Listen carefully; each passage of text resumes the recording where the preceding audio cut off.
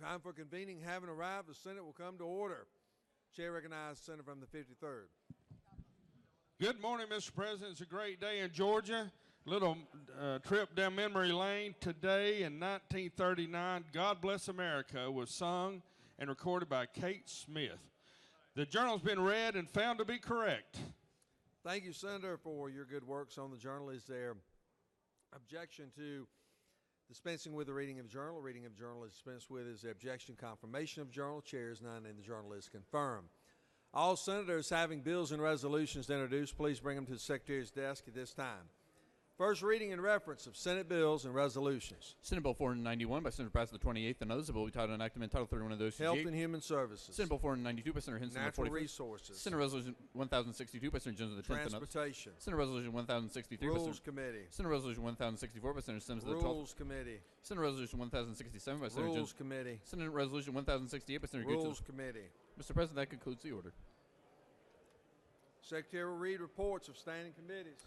Mr. President, City Committee on Insurance and Labor has had our consideration of the following legislation instructing before the same back to Senate following recommendation. House Bill 214 do pass by substitute. House Bill 694 do pass by substitute. House Bill 789 do pass by substitute. Sent by Senator Jones of the 25th. Mr. President, City Committee on Natural Resources and the Environment has had our consideration of the following legislation instructing before the same back to Senate following recommendation. House Bill 271 do pass by substitute, sent by Senator Harper the 7th. Mr. President, Senate Committee on Appropriations has had our consideration following legislation instructing board the same back to the Senate following recommendation. House Resolution 238 do pass by substitute. House Bill 332 do pass by substitute. House Bill 684 do pass by committee substitute, sent by Senator Hill the 4th. Mr. President, Senate Committee on Higher Education has had our consideration following legislation instructing the board the same back to the Senate following recommendation. House Bill 392 do pass by substitute. House Bill 713 do pass by substitute, sent by Senator Miller of the 40th. Mr. President, Senate Committee on Health and Human Services had a consideration following legislation instructed with the same back to Senate following recommendation. House Bill 65 do pass by substitute. House Bill 635 do pass. House Bill 647 do pass by substitute. House Bill 803 do pass. Sent by Senator Unterman of the 45th. Mr. President, Senate Committee on Regulated Industries and Utilities has had a consideration following legislation instructed with the same back to the Senate following recommendation. Senate Resolution 1019 do pass by substitute. Sent by Senator Ginna of the 47th. Mr. President, Senate Committee on Agriculture and Consumer Affairs has had a consideration following legislation instructed with the same back to Senate following recommendation. House Bill 956 do pass by substitute, sent by Senator Wilkinson of the 50th. Mr. President, Senate Committee on State and Local Government Operations had a consideration following legislation instructed with the same back to Senate following recommendation. Senate Bill 484 do pass. House Bill 912 do pass. House Bill 921 do pass. House Bill 946 do pass. House Bill 986 do pass by substitute. House Bill 1010 do pass. House Bill 1023 do pass. House Bill 485 do pass by substitute. House Bill 486 do pass by substitute. Sent by Senator Crook of the 13th. Mr. President, Senate Committee on Finances had a consideration following legislation instructing board sent back to the Senate following recommendation. House Bill 93 do pass by substitute. House Bill 195 do pass by substitute. House Bill 327 do pass by substitute. House Bill 827 do pass by substitute. House Bill 871 do pass by substitute. Sent by Senator Hufstedler of the 52nd. Mr. President, Senate Committee on Public Safety has had a consideration following legislation instructing board sent back to the Senate following recommendation. House Bill 258 do pass by substitute. Sent by Senator Albers of the 56th. Mr. President, Senate Committee on Education and Youth has had a consideration following legislation instructed board the same back to the Senate following recommendation. House Bill 763 do pass by substitute. House Bill 759 do pass by substitute. Sent by Senator Tippins of the 37th. Mr. President, Senate Committee on Judiciary has had a consideration following legislation instructed board the same back to the Senate following recommendation. House Bill 410 do pass by substitute. House Bill 790 do pass by substitute. Sent by Senator Stone of the 23rd. Mr. President, Senate Committee on Transportation has had a consideration following legislation instructing board the same back to the Senate following recommendation. House 717 do pass by substitute. Sent by Senator Beach of the 21st. And Mr. President, Senate Committee on Economic Development and Tourism has had a consideration following legislation instructing board the same back to the Senate following recommendation. House Bill 640 do pass by substitute. Sent by Senator Dugan of the 30th. Mr. President, that concludes the order.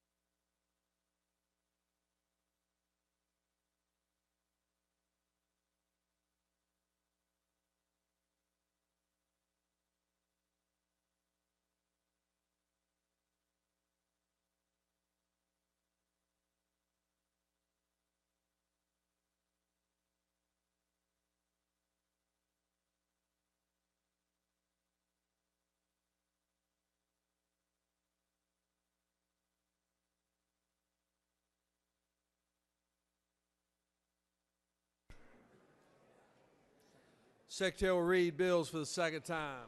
Senate Resolution 1019 by Senator Ginnett of the 47th and others. Senate Advanced Communications Technologies and Use of State and Local Government Right-of-Way Policy Modernization Study Committee create. House Bill 65 by Representative Peake of the 141st and others. Low THC oil patient registry conditions and eligibility change provisions. House Bill 93 by Representative Corbett of the 174th and others. Sales and use tax, no interest shall be paid on refunds provisions. House Bill 258 by Representative Powell of the 32nd and others. Crimes and offenses, sentencing for persons who knowingly commit aggravated assault upon a peace officer provisions. House Bill 271 by Representative Portrayal of the 166th and others. Water resources, shore protection, revised various provisions. House Bill 327 by Representative Blackman of the 146th and others. Alternative ad valorem tax, motor vehicles, change manner for determining fair market value. House Bill 332 by Representative Watson of the 172nd and others. Georgia Outdoor Stewardship Act and Act. House Bill 392 by Representative Fleming of the 121st and others. Move on when ready Act. Students taking dual credit courses at certain eligible post-secondary institutions allow funding. House Bill 410 by Representative Powell 32nd and others. Condominiums, certain fees imposed on purchasers to provide for limits. House Bill 635 by Representative Cooper of the 43rd and others. Disabled Adults and Elder Persons Protection Act. At-risk adult protection investigative coordinating teams provide establishments. House Bill 642 by Representative Nimmer of the 178th and others. Local government provide definitions, provisions. House Bill 647 by Representative Dempsey of the 13th and others. Community Health Department of pilot program to provide coverage for treatment and management of obesity provide. House Bill 684 by Representative Ralston of the 7th and others. Georgia Appropriations State Fiscal Year July 1st, 2018, June 30th, 2019. House Bill 713 by Representative Chandler of the 105th and others. Post-secondary education, Hope and Zell Miller eligibility requirements relative to students who graduate from an ineligible high school provide. House Bill 717 by Representative Kelly of the 16th and others. Motor vehicles, applicability of certain consumer protection laws to autonomous vehicles provide. House Bill 759 by Representative Turner of the 21st and others. Georgia Special Needs Scholarship Program, prior school year requirement revised. House Bill 763 by Representative Nix of the 69th and others. Education, Student Attendance Protocol Committees to School Climate expand. House Bill 789 by Representative Fleming of the 121st and others. Labor and Industrial Relations, Marketplace Contractors to be treated as independent contractors under state and local laws provisions. House Bill 790 by Representative Illustration of the 104th and others. State Government recommendations of the Court Reform Council implement. House Bill 803 by Representative Willard of the 51st and others. Crimes and offenses, trafficking in disabled adult, elder person, or resident prohibit. House Bill 827 by Representative Kelly of the 16th and others. Income tax, increased value of rural hospital organization tax credit 100% provisions. House Bill 871 by Representative Lauricia of the 169th and others. Sales and use tax, 50% of the sales price of manufactured homes create exemption. House Bill 956 by Representative Perkle of the 155th and others. Georgia Veterinary Practice Act and Act. House Resolution 238 by Representative Watson of the 172nd and others. Sales and use tax, annual allocation of 75% of revenue for sale of outdoor recreation equipment for protection and preservation of conservation land provide. Mr. President, that concludes the order.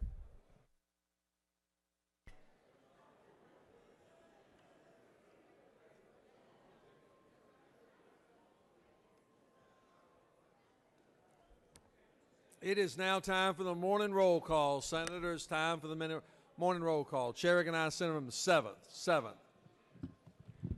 Thank you, Mr. President. I'd ask unanimous consent to excuse the senator from the 11th and the 17th for business outside the Capitol. 11th and 17th, without objection, Senator from the 11th and 17th will be excused. Chair now recognizes Senator from the 19th. Thank you, Mr. President. I ask unanimous consent we excuse the senators from the 20th and the 9th for business outside the chamber. 19th, without objection, Senator from the 19th. 20th and 9th, excuse me. 20th and the 9th will be excused. Any other motions? Chair recognizes Senator from 32nd. Thank you, Mr. President. I ask for unanimous consent to excuse the senator from the 33rd for business inside the Capitol.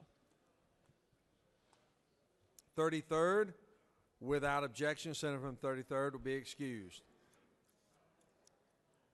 Are there any other motions to excuse? 37th.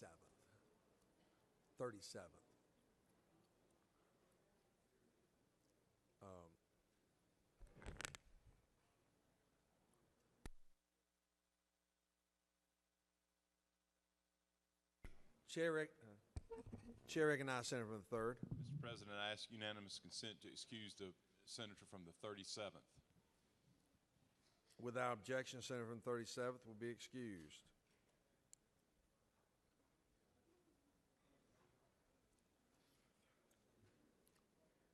Chair recognizes the Minority Leader, Senator from the 41st. Move to excuse senator from the 35th for business inside the Capitol. 35th, without objection, Senator from the 35th will be excused. Senators, now time for the morning roll call. All those, or please signify your presence by voting yea switch. Secretary, unlock the machine.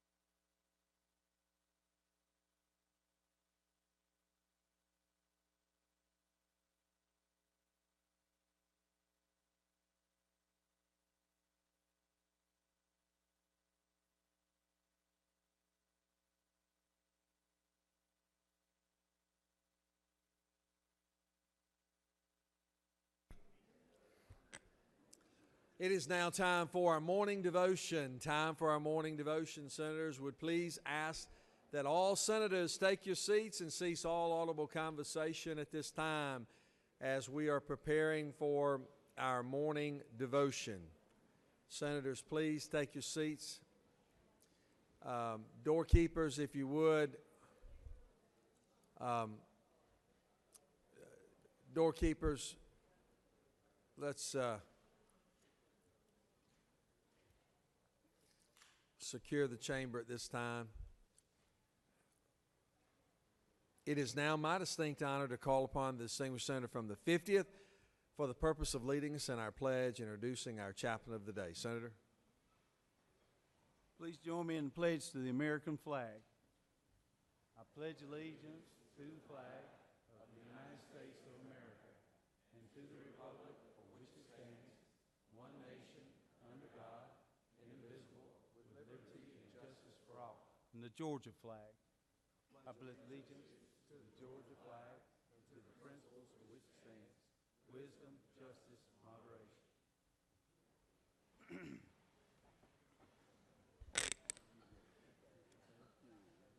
Mr. President, members of the Senate, when I checked in the office yesterday to get an introduction for our chaplain of the day today, they told me that he had not turned one in and that I would just have to go based on what I knew about him. So he's going to get what he asked for today. But before I get started with his introduction, I know a lot of you may be aware of this, but as we have our devotion this morning and have our prayer, for those of you who don't know, the senator from the 40th brother passed away yesterday afternoon. So we need to be in prayer for him and his family today. I have the honor to introduce my pastor at the church where I attend church. I have attended Tates Creek Baptist Church all my life. When I was 8 years old, I was baptized in the spring at the church. Well, a lot of things have changed at the church since that time. Our chaplain of the day, Reverend Gerald Beatty, came as our minister 16 years ago, and on a good Sunday we had 50 people at the worship service on Sunday morning and maybe 20 on Sunday night. And so We just completed a new $3 million sanctuary with a seating capacity of 600. So he's done a good job. I've known him all my life. When we were growing up, he went to the city high school, and I went to the county high school. You know how these city systems can be. They took a lot of pride. They were the Purple Hurricanes. We called them the Lavender Breeze.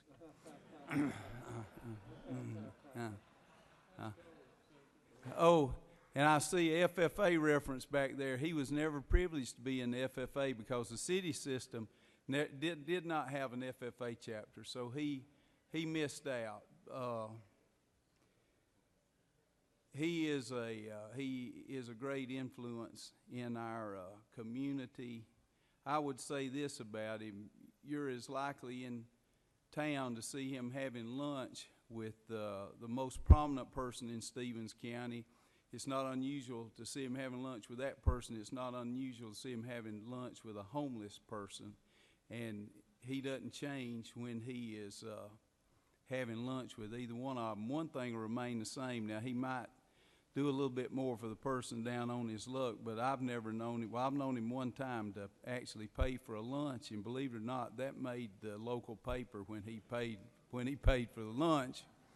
My dad, who was chairman of the deacons at that time, was not too amused that they ran that article and mentioned at our church and that the preacher had actually paid for his lunch. I've been with him through a lot of ups and downs. He's been around when all 5 of my grandchildren were born, and he was at the bedside when my mother and father passed away. All that's happened during his pastorate at our church. After my dad passed away, I gave him the wristwatch that my dad always wore, and he wears it every Sunday morning. He still can't finish by 12.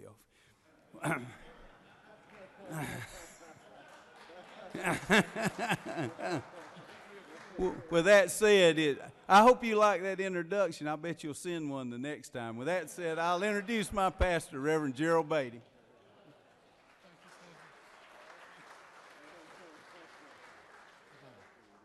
I don't know what you're laughing at. It's not funny to me. This thing's serious. But I will turn in my bio next time if I get asked again. It is an honor to be here today, and I truly do mean that. Senator Wilkinson, I thank you for the invite. He's nice to me down here. So the way he was a while ago is, can you imagine what I go through with at my church? I'm reminded we have some FFA people here. A few years ago, Senator Wilkinson asked me to go speak at a function, and he couldn't attend.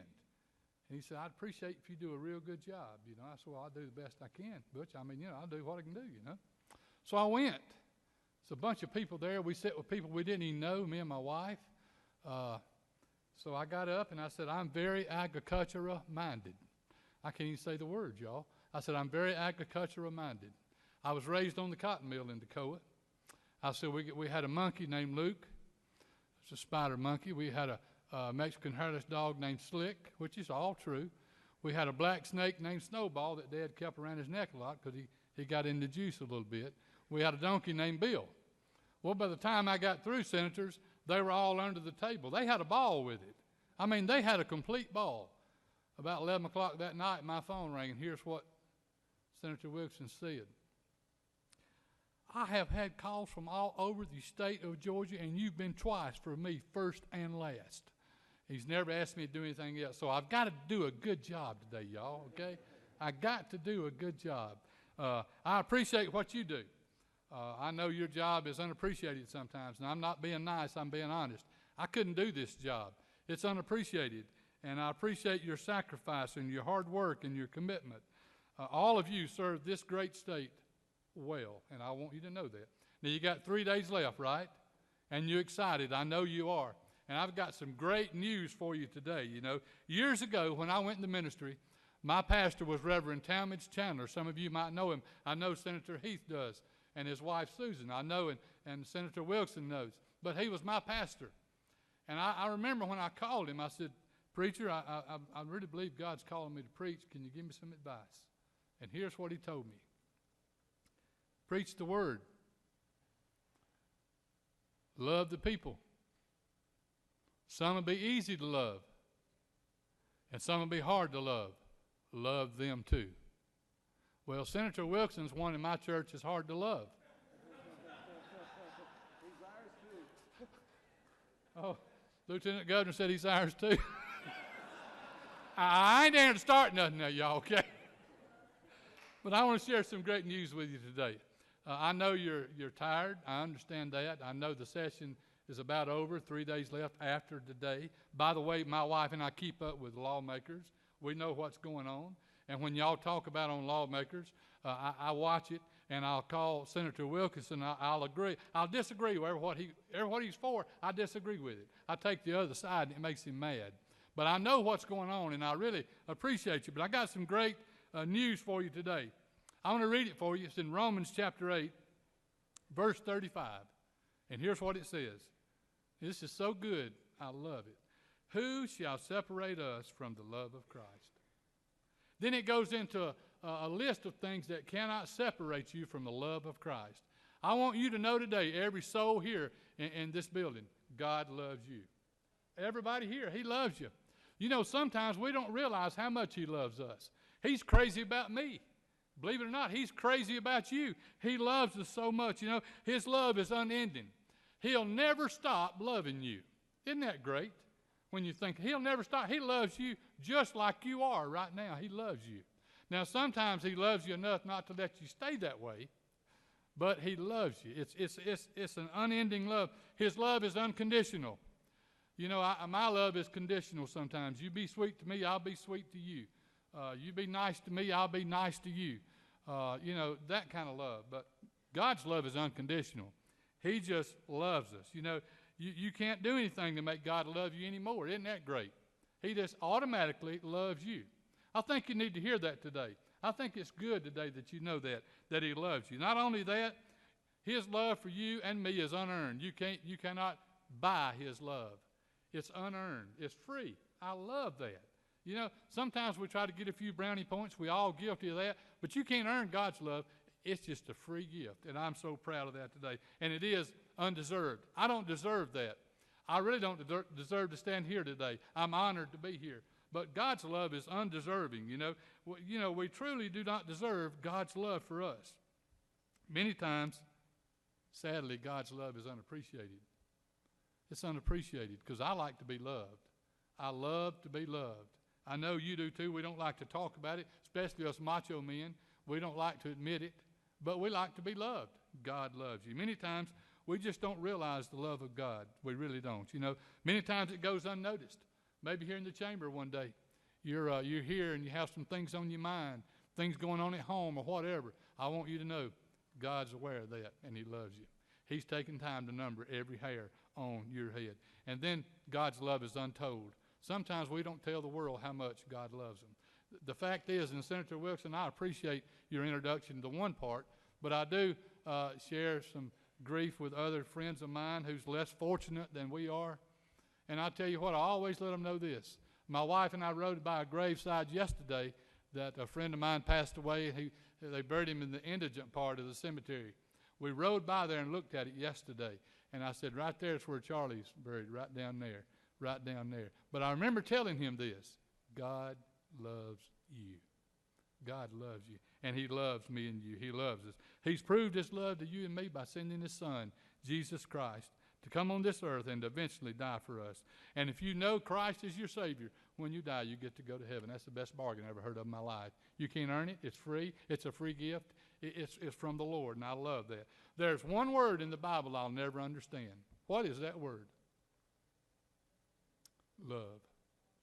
I don't understand it. Why would He love a guy like me? The stuff that I've done. I'm glad Senator Wilson didn't get into my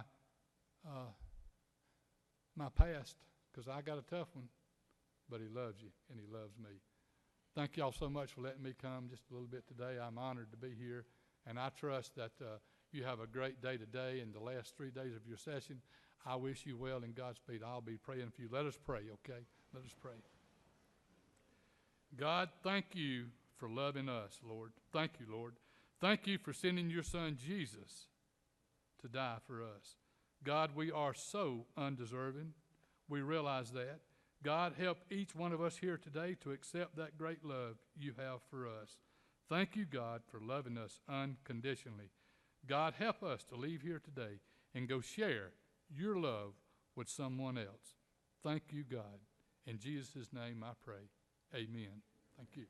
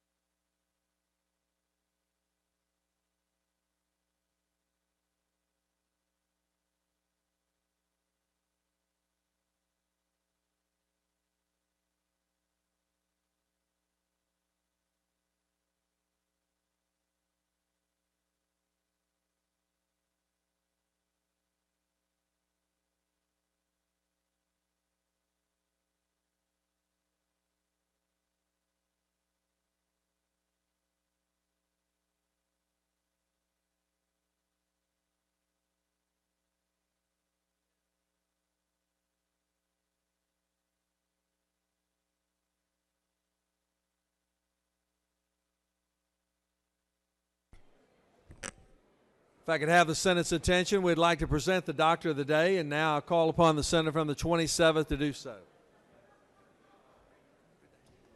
All right, it's my pleasure to introduce to you Dr. James Morrow. Dr. Morrow is the founder of Morrow Family Medicine, which has been named the best in Forsyth in family medicine 4 years in a row. He is also vice chairman of the board of the Georgia Health Information Network. He is an advisor to the Board of Technology Association of Georgia for Health. He has served as a team doctor for many high schools in the Forsyth County area, and is currently the team physician at North Forsyth High School in Cumming. Dr. Morrow graduated from Clemson University and received his medical degree from the University of South Carolina School of Medicine. Dr. Morrow and his wife, Peggy, started Morrow Community Fund, which helps to bring necessary technology and internet connectivity to households and students without access to the technology they need. In 5 years, this benefit has raised over $220,000 and brought home internet devices to more than 600 families in the Forsyth County area. It is my pleasure to introduce to you Dr. James Morrow.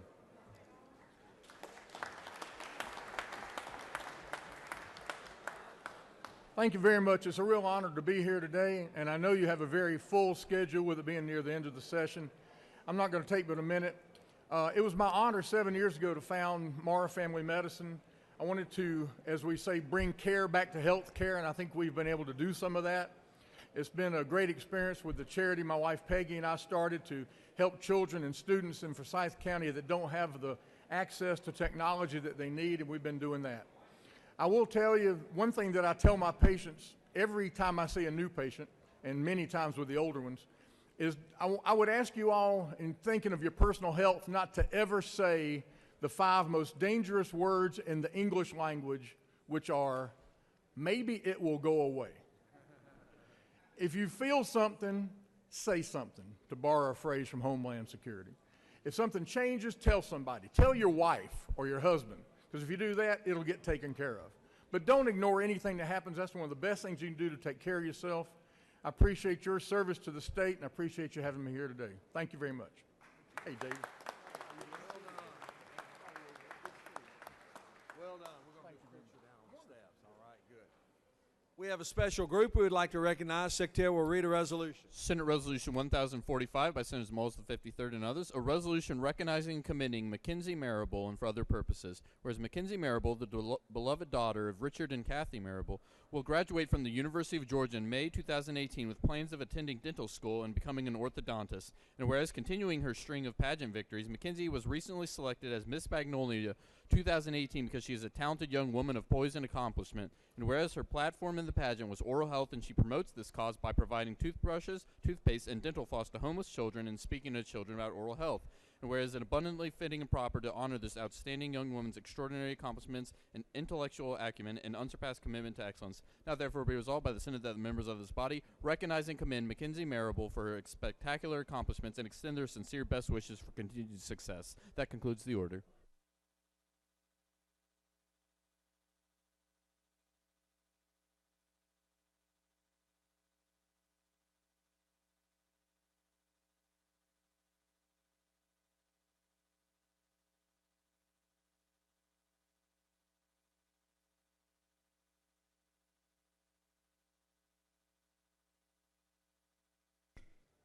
Is there objection to adoption of the resolution? The chair hears none, and the resolution is adopted. We are honored to have our special guest is present with us today and to speak the resolution and honor our guest. It's my honor now to call upon the senator from the 53rd. Thank you, Mr. President. We have here recognizing Mackenzie Marable, but first I do want to recognize her dad as well, former Senator Richard Marable, and also former Majority Whip.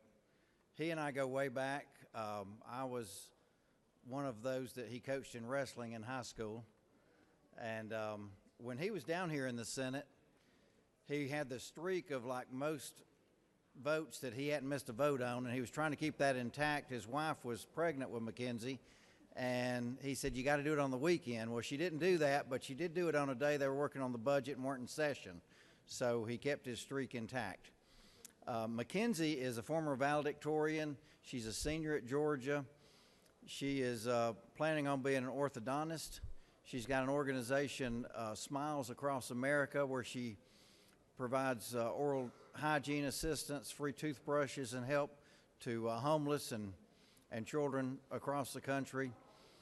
She also has a string of beauty pageant victories, including recently Miss Magnolia.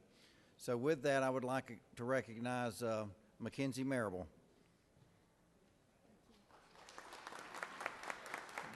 I just want to say thank you to all of you for having me here. Growing up in the political eye, I have a deep respect for what each and every one of you do here. I have a funny story to tell you. When I was 6 years old, it was around Thanksgiving, and my teacher asked us what we were most thankful for.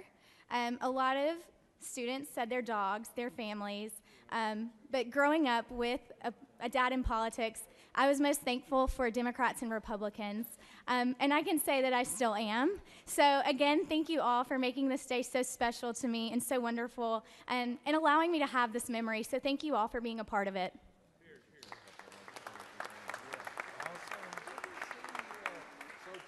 I'm going to put Senator Marable on the spot and have him say a couple of words too. I just wanted to thank y'all for honoring my daughter. I appreciate all the service of everyone here, those that are elected and those that serve their communities by coming down and lobbying to make sure that we in the state of Georgia have the best state and the best organization that there could be. And again, thank you very much. Y'all have a great day. Well done. Yeah, Mr. B. Have Mr. B.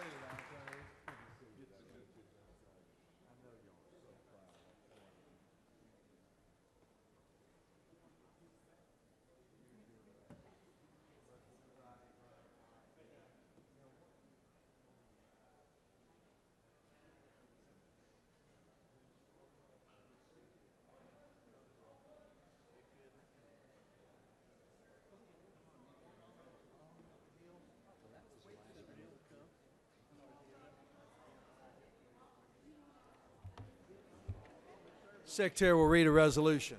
Senate Resolution 988 by Senator C. the 34th and others, a resolution recognizing and commending Dr. Jocelyn Curry for being featured on the cover of People magazine, Atlanta edition 2018 Atlanta Women of the Year, and for her work as a pediatric surgeon and for other purposes. Whereas Dr. Jocelyn Curry was born and raised in Decatur, Georgia, and whereas Dr. Curry attended Philadelphia's Temple University where she studied pediatric medicine, and whereas upon graduation she completed her residency program at the Veterans Hospital, and whereas Dr. Curry's medical specialities include sports medicine, pediatrics, diabetic foot complications, fractures, and primary foot deformities such as bunions and hammer toes. Now therefore be resolved by the Senate that the members of this body recognize and commend Dr. Jocelyn Curry for being featured on the cover of People magazine, Atlanta edition 2018, Atlanta Women of the Year, and for work as a pediatric surgeon. That concludes the order. Chair recognizes Senator on the 34th to speak to the resolution and recognize our special guest. Thank you, Mr. President, members of the Senate. I am so honored to present to you Dr. Jocelyn Curry for her work as a podiatrist surgeon and being featured in the People Women's magazine, People You Need to Know. As one of the women leaders, Dr. Curry has earned that distinction. Dr. Curry is married to Fred Curry, who is standing with her today, and they have 3 beautiful kids, and 2 of the 3 are twins. And Dr. Curry, in addition to being brainy and beautiful, she is Bible-based, Christ-centered, Holy Spirit-led, and mission-bound. That simply means she's one of my sisters at my church. And she was born and raised in Decatur, Georgia. She received her degree in biology from Morgan State University and also attended Philadelphia Temple University, where she studied pediatric medicine. She completed her residency program at the Veterans Hospital. Dr. Curry is currently a pediatric surgeon with Ankle and Foot Center of Georgia, where she specializes in sports medicine, pediatrics, diabetic foot complication, fractures, and primary foot deformities. Dr. Curry currently lives with her husband and her 3 children in Atlanta. Dr. Curry, will you just say a word or two, please? Good morning. Thank you so much to Senator C for this recognition.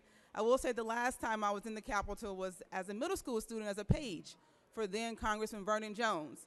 So it's Houseman Vernon Jones. Thank you for the correction. So it's indeed an honor to be back here today for this recognition. Thank you. Awesome. Well done. Good job.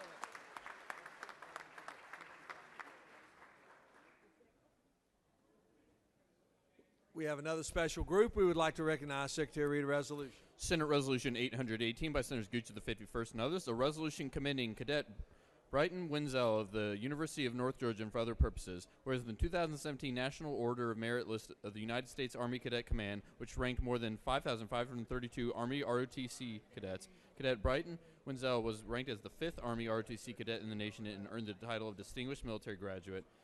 And whereas Cadet Wenzel has been named to the Dean's List and the President's role. Now therefore be resolved by the Senate that members of this body commend Cadet Brighton Wenzel and wish him continued success as he serves Georgia and our nation. And Senate Resolution 819 by Senators Gooch of the 51st and others, a resolution commending Cadet Andrew Gomez of the University of North Georgia and for other purposes. Whereas in the 2017 National Order of Merit list of the United States Army Cadet Command, which ranks more than 5,532 Army ROTC cadets, Cadet Andrew Gomez and for other purposes. Now therefore be resolved by the Senate that the members of this body commend Cadet Andrew Gomez and wish him continued success as he serves Georgia and our nation. That concludes the order.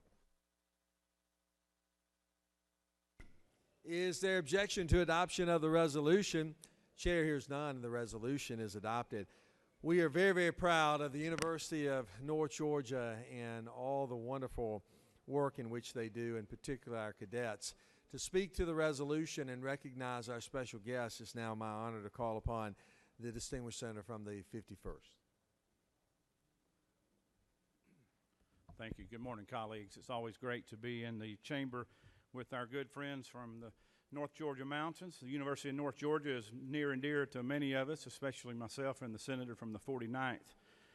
We talk a lot about UNG, and a lot of people relate it to Dahlonega, but in fact there's 5 campuses over in Gainesville, the Oakwood campus. We have the Oconee County campus.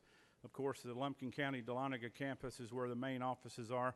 And the main campus is there, but we also have a campus in Cumming, and we recently added a campus to the Blue Ridge area. We're excited to have UNG folks here today. I'd like to take this time to recognize a lot of our friends from the campus all over the 5 campuses. Would y'all stand and be recognized? Welcome to the Senate.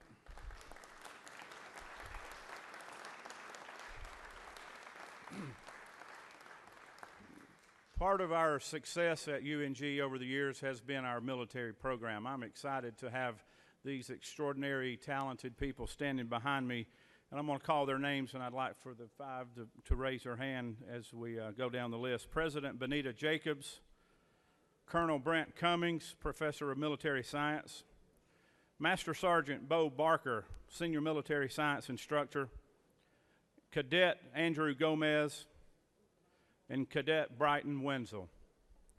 I want to talk a little bit about these 2 cadets that are behind me. Brighton Wenzel and Andrew Gomez ranked in the top 5 on the U.S. Army National Order of Merit list. The Army National Order of Merit ranks over 5,000 cadets over the nation. Cadets on this list are recognized for their exceptional performance in athletics, academics, and ROTC training. Cadet Wenzel is majoring in nursing. He has a 3.9 GPA. He's been listed on the Dean's List for all 5 semesters at UNG. Cadet Brighton serves as the commander of the golf company, a founding father of his fraternity, and as the NCOA Ironman. Cadet Wenzel is a Georgia Military Scholarship recipient and is commissioning into the Georgia National Guard upon graduation. It is very impressive to see the Georgia Military Scholarship Program continue to improve as it has placed cadets in the top 10 twice in the past 3 years. Cadet Gomez is majoring in mobile app development. He has a 3-point GPA and was listed on the Dean's List for all 5 semesters. Cadet Gomez serves as a member of the Ranger Challenge team. He's the president of his fraternity and is a member of the rugby club. The University of North Georgia is the only university in the nation to place 2 cadets in the top 5 of the U.S. Army National Order of Merit list. This is a great accomplishment for this university and for these two cadets, and I'm sure their parents are equally as proud. At this time, I'd like to recognize our president of the university, Ms. Benita Jacobs, who will have a few words and then introduce the colonel. President Jacobs.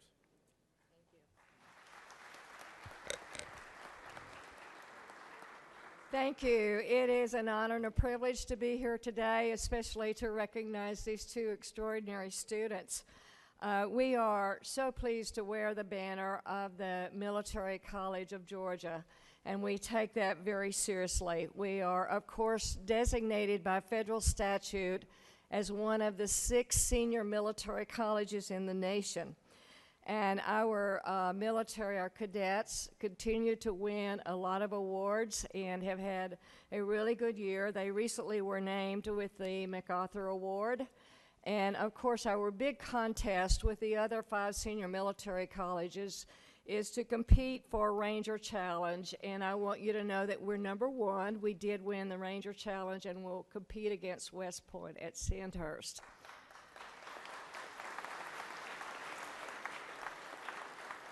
A footnote to that, one of the other 6 senior military colleges is Texas A&M, my alma mater, and I can't tell you how overjoyed I am every time we beat my alma mater, so it's a really real privilege. Just a quick note about University of North Georgia. As Senator Gooch noted, we were in the first round of consolidation. We just celebrated our 5-year anniversary. And during that time, over the 5 years of our consolidation, we have grown by 49% while also raising standards. We are now at 19,000 students, and we take building community very seriously. We have over an 80% retention rate. Our students are doing very well. We're very pleased that last year we were 2nd in the nation with the number of Fulbright scholars, as we had 9. This year we're waiting on the final count, and we already have 8. So we're very pleased with these students and what a wonderful job they're doing.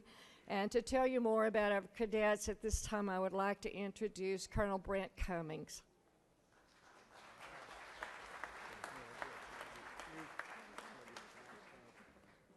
Lieutenant Governor Cagle, Senator Gooch, elected members, thank you for giving us this honor and this proclamation for these 2 outstanding sons of your state.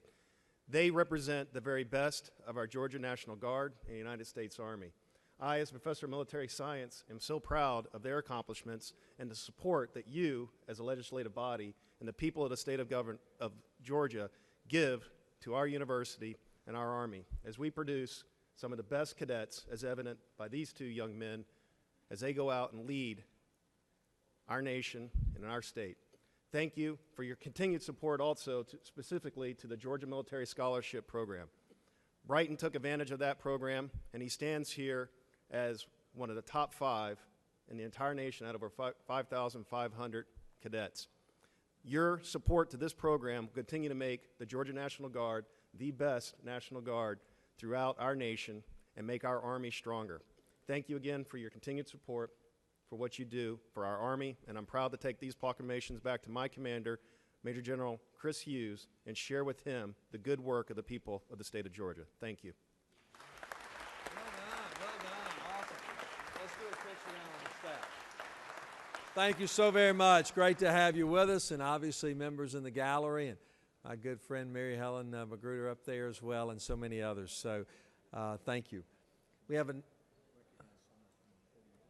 Chair recognizes Senator from the 48th.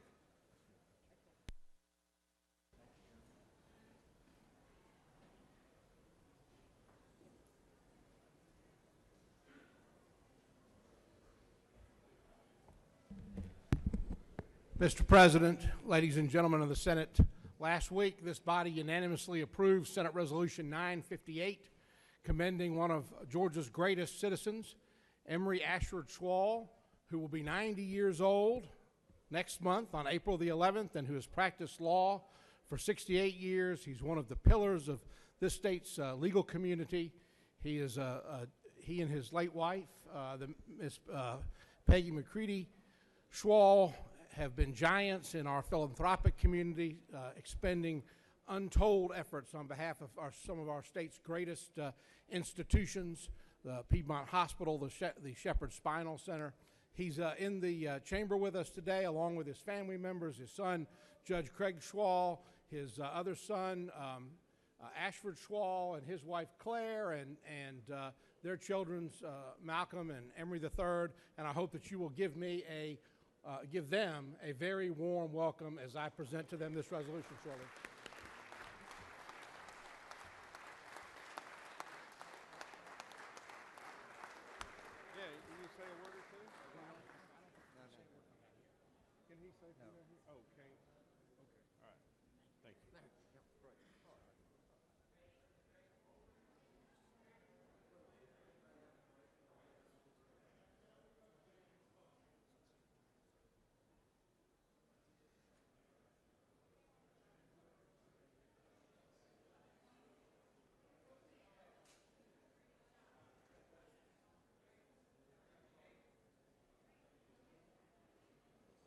We have another special group. We would like to recognize. Secretary will read a resolution. Senate Resolution 751 by Senator Jones X and others, a resolution recognizing and commending Dana Lemon for other purposes. Whereas Dana Lemon is the first woman elected to serve on the Transportation Board of Georgia and is currently in her third term. And whereas Dana has been honored numerous times for her outstanding community work, and she received the Atlanta Award from the Henry County Chamber of Commerce in 2006.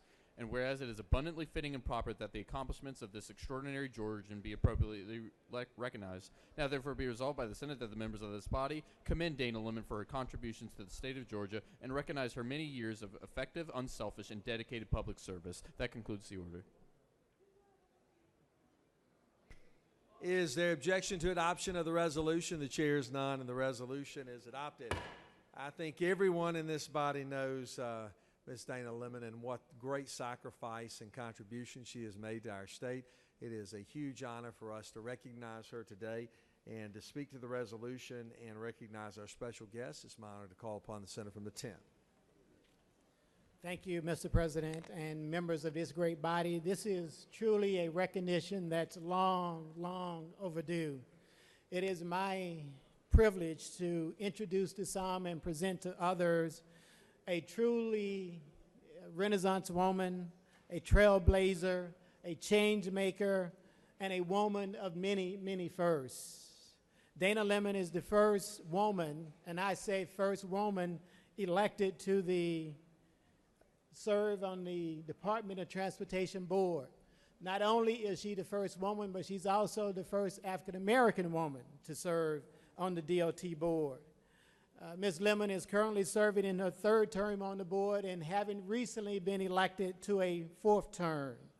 She's also the president of the family business W.D. Lemon & Son Funeral Home in McDonough, Georgia, where this business has operated since 1959. Dana Lemon has done tremendous work, not just serving on the board, but she's done yeoman's work serving in the community. Not too long ago, she was recognized by the Henry County Chamber of Commerce for the Athena International Award, which is an award given to women who are the top leaders in their respective areas. She served on several boards as well, including her favorite alma mater, Davidson College, the Odyssey Family Counseling Center, and the Henry County Chamber of Commerce. She has consistently shown through her work that she has this sense of loyalty and a strong, strong, positive work ethic. I asked Ms. Lemon what would she like to share with us, and she said, "Senator, I've never seen a glass ceiling that I liked. That's why I've shattered all of them." And it would be remiss of me if I did not introduce two members that's joined her, her sister, Miss Catherine Lemon, her other sister, Miss Wanda Lemon, and the strongest matriarch of the bunch, Miss Emma Armstrong, who will recently be turning 102 years old.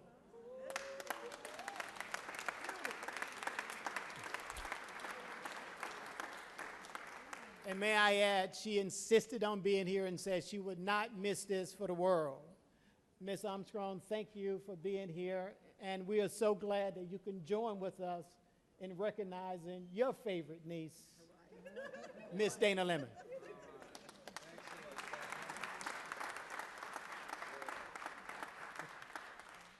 Senator Jones, I cannot say thank you enough.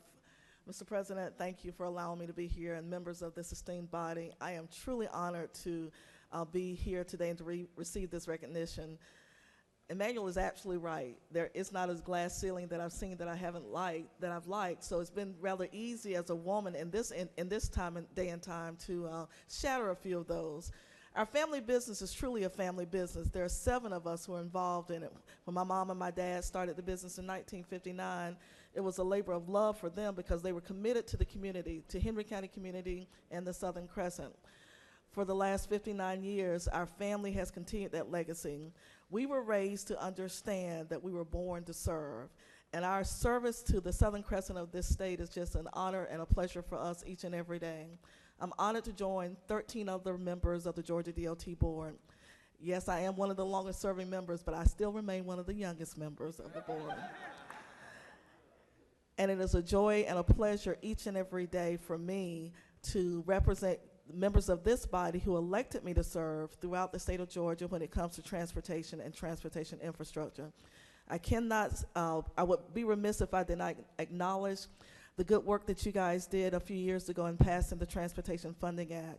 With that additional funding, we're now able to do some really creative and innovative things throughout the state to move Georgia forward and to continue to allow it to be one of the best states to do business.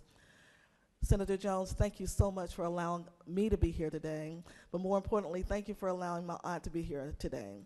101 years is a long time, folks, and my aunt has seen a lot and she's experienced a lot. I am truly blessed to have her here today to be a part of this experience. She's never been in the Georgia State Capitol before, and it's a joy to have her here. If she was able, she would say some really strong words to you guys today. But we're gonna pass on that. But I want to say again, Senator Jones, thank you so much for allowing me to experience this. This will truly go down in history as one of the great days of my life. I'm truly honored. Thank you.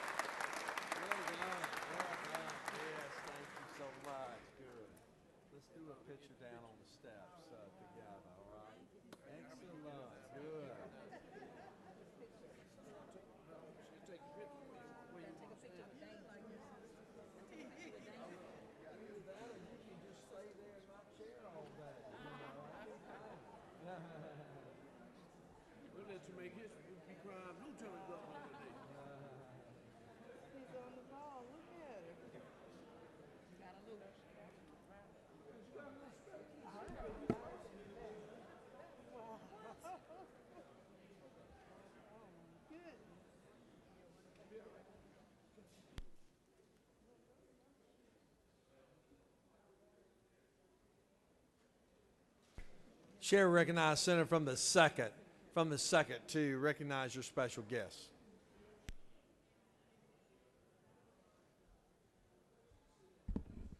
Thank you, Mr. President. Members of the Senate, I'd like to recognize a former NBA great, Theo Ratliff, played for the Lakers, played for the Sixers, played for the Hawks. He is a NBA great, Hall of Famer, a graduate of University of Wyoming, all-around good guy. Theo Ratliff is here today with us.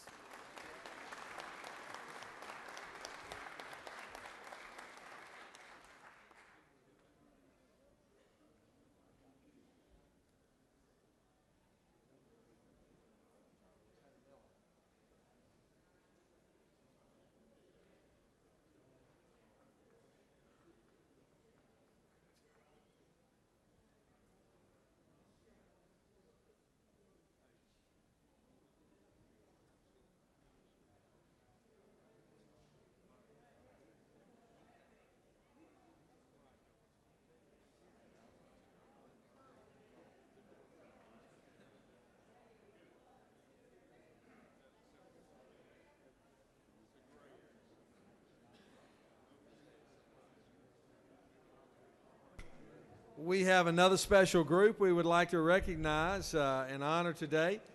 Secretary will read a resolution.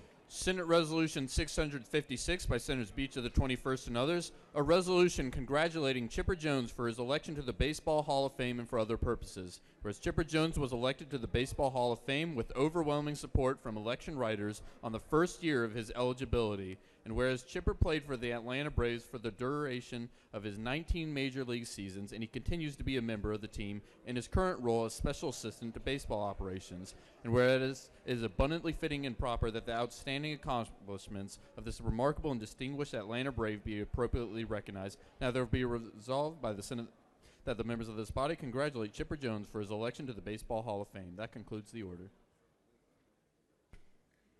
It's not every day you get a Hall of Famer here, but we are honored to have the legendary Chipper Jones present with us to recognize today. Is there objection to adoption of the resolution? Chairs none, and the resolution is adopted. To speak to the resolution and honor our special guests, along with many of the Atlanta Braves that are present with us today, it's my honor now to call upon the distinguished senator from the 21st. Thank you, Mr. President. Fellow senators, we're here today to celebrate and congratulate Chipper Jones.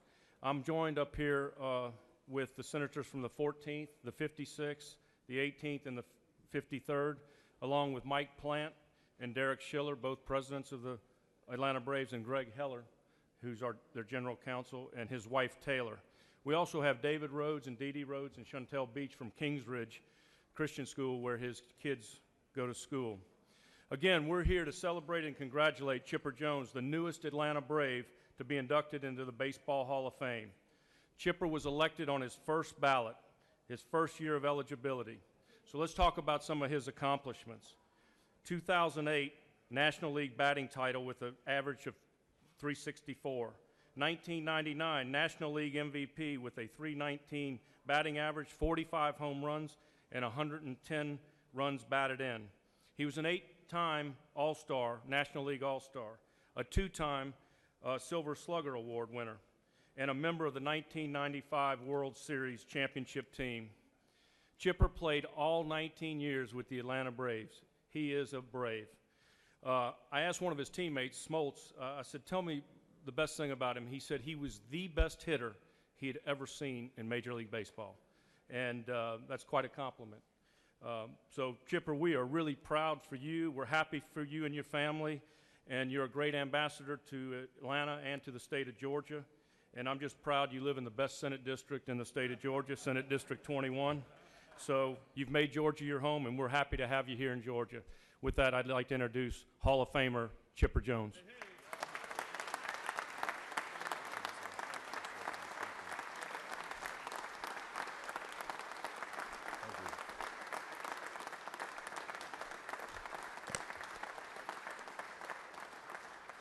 Thank you. It's great to be here with you guys today. It's a little overwhelming to be in a place of such power. You know, I'm used to being around powerful hitters, but this is a horse of a different color. Just want to say that it's been an honor and a pleasure for the last really 23 years being in the Braves organization to represent Braves country. I'm a Florida boy, but I've lived in Georgia half of my life now, and I consider myself a Georgian, proud to be a Georgian. We're starting our own little wing up in Cooperstown, it seems like. I hope I'm not the last one. I hope we can make some headway to get Andrew Jones up beside us here pretty soon, but obviously with John Sherholtz and Bobby Cox, Maddox, Glavin, Smoltz to go along with a pretty good crew that was already there, and Hank Aaron, Eddie Matthews, Phil Necro. We got pretty good representation of Braves country up in Cooperstown. I'm looking forward to induction on July 29th. You know I can't do anything without a little bit of drama. I got boy number 7 due on July 30th. So,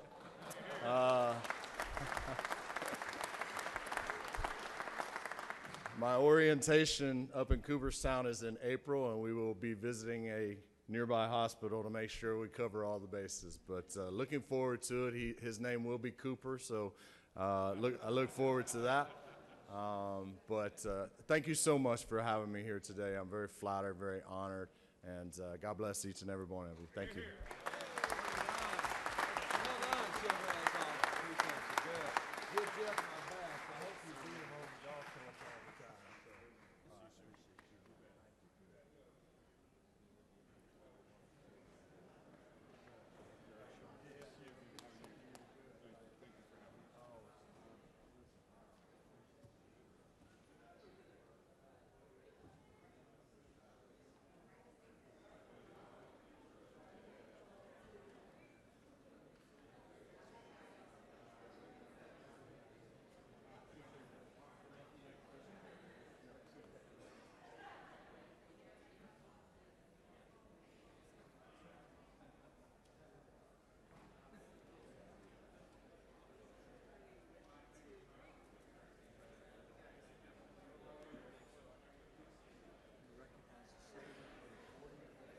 Chair recognizes Senator from the 40th.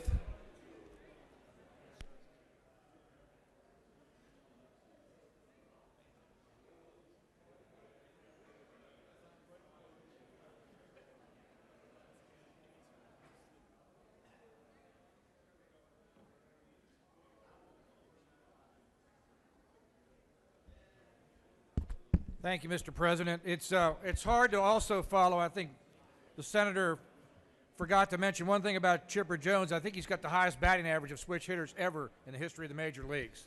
And we are very blessed to have him and have it all these years. Today, it's my honor to recognize a couple of groups. The first one is the Cystic Fibrosis Foundation. We've got 30,000 people in this country who are threatened by this disease. And this nonprofit entity has trying to find a cure. It's part of the world's leading research agency in this area. Unfortunately, we're not there yet, but we're working on it. This Fibrosis Foundation has invested more than $7 million here in Georgia. People are living longer. We have a group of them here today on my right. I'm going to recognize them. Molly Taggart, where are you, Molly, back here? Who's the Associate Director, Linda Murphy, Abby Pepper, Carrie McKessie, a mother, and her daughter, Kale. Ladies, if you please recognize them here in the back of the room. All those blondes back there, raise your hands.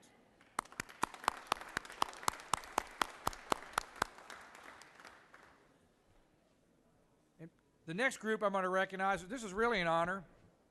It's the largest sorority in the United States, Chi Omega. And here in Atlanta, it was founded in 1904 by 4 ladies. And this particular sorority is committed to community service, and as a collective group, they raised over $20 million. They've given over 1 million hours of valuable time to some of our local charities like Make-A-Wish Foundation, Mary Hall Freedom House, which I'm familiar with, the Ronald McDonald House, Atlanta Community Food Bank, and others. So today, for the largest sorority of America, we recognize you. Chi Omega, where are you all? Raise your hands. Back here.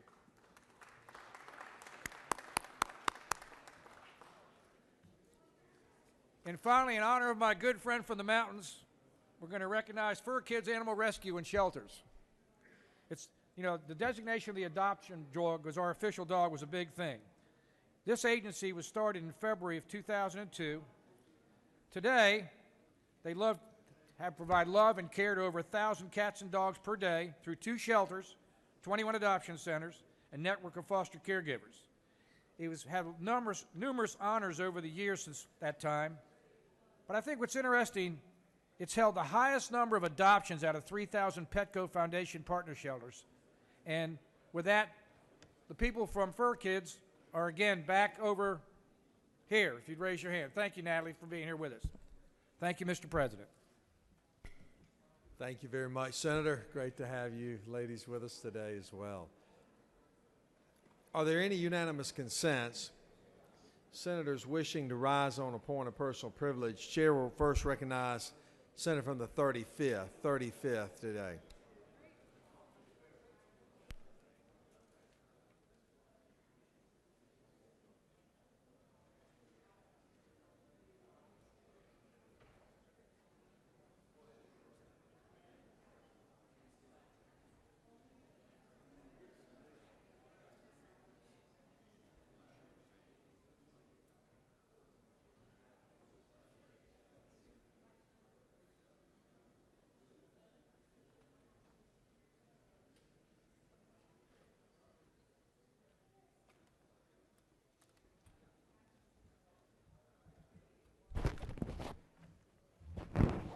Thank you, Mr. President. As many of you have probably noticed, ladies all over the Capitol are wearing hats today. This is Women's Month, and today we recognize powerful women all over the state of Georgia, and some men are wearing their caps and they're tipping their hats to the powerful women of Georgia who have served to create a better quality of life for all the people of Georgia. And each year we have this event, and we invite Christian women from all over Georgia to come together in fellowship. And today we will be in room 122, with lunch for everyone who would like to come and enjoy lunch. And we invite you all. And you know, we wear many hats anyway. We women wear many hats anyway. So you see me all the time changing my hats. And today, under the Golden Dome, I always wear my Golden Dome hat. So today I'm wearing my Golden Dome hat too, to signify that we are serving under this Golden Dome for all the people of Georgia. So please come and join us, and thank you very much for honoring the Georgia Powerful Women and for the women of Georgia. Thank you. I yield the well.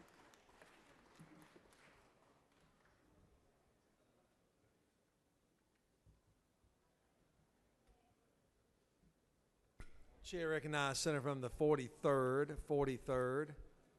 on a point of personal privilege.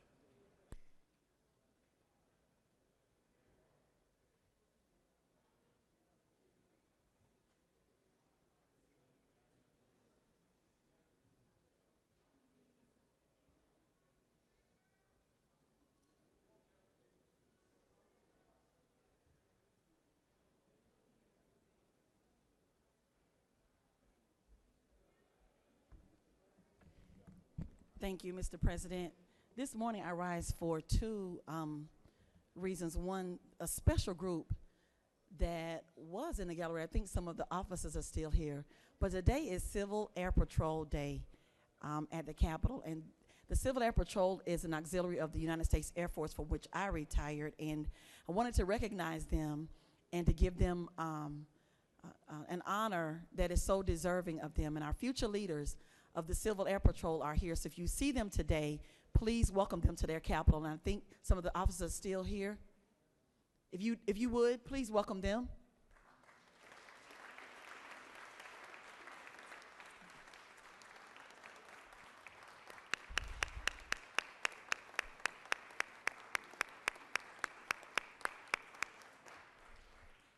Thank you all for being here today, and thank you for your service. Secondly, for those of you who may be retired or have retired, I want to honor a young man who didn't retire. I think he refired. He's the first of his siblings to attend college. He's a member of the Omega Psi Phi fraternity, a marathon runner, a sports enthusiast, and a member of the opening and closing session of the 1996 Olympics. He retired after 40 years of working on his job. He's very active in his church, and he works with an after-school mentoring program called Right Choices. No greater man deserves this honor of maybe getting a few fishing trips and traveling around the world than Mr. Fred Williams. He's in the gallery. If you don't mind, would you please stand?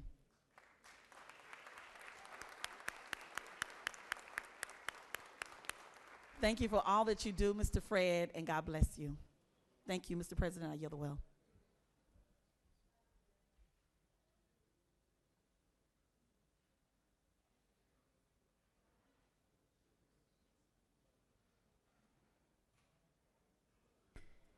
Chair recognizes Senator from the 26th.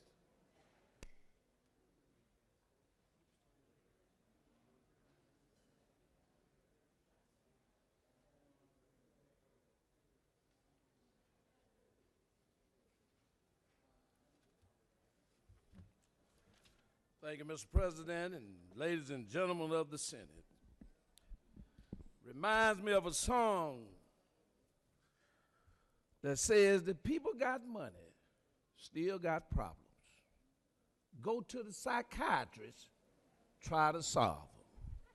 Hey, any way you look at it, it's still called the blues. Mr. President and members of this August body, there are things about to happen to us and we've not even taken a stand on. Blue Cross Blue Shield is now going to determine that if you go to the emergency room and it's not an emergency, they're not going to pay. Now, how do you know when it's an emergency? When your arm is aching, and especially if it's your right arm, most folks say you're finna have a heart attack or a stroke. Or if you think you're having a heart attack and you get to the emergency room and the doctor decides it's indigestion, they're not going to pay. And we are the body. We are the body for state employees and ourselves. And we can determine what Blue Cross Blue Shield will do rather than to look at the profit line. That's all it's about. I warn you that when we get out of session, it's going to happen. And people going to receive the bill because the doctor at the emergency room will determine that you had the gout, but you were hurting. But if you come from rural Georgia and you're hurting and you don't have a doctor around, you call 911. And when you get to the emergency room, the trauma physician says, oh, this is not a true emergency. And that's when you find out later on that you get a bill where Blue Cross wouldn't pay it. There are a lot of things on my mind this morning as I attended appropriations hearing. And I looked on page 55, 86-9. And we increased funds for the startup of a rural health systems innovation center. And I look at Senate Bill 424 that was held up in the committee.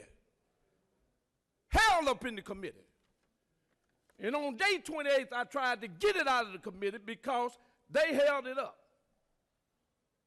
That does the same thing, but it sends it to a place where we put $300 million in from this state. From this state to deal with rural health care.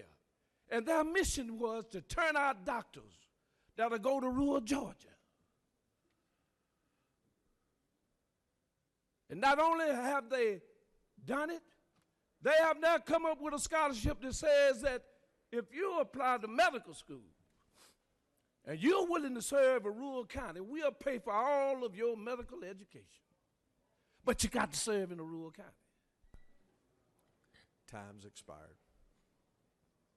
Ladies and gentlemen, I appreciate it. You know that's breakfast, lunch, dinner, and supper, Mr. President. And now it's supper. That means all constitutional amendments are dead, and y'all need to go to supper with them. All right. Chair recognizes Senator from the 56.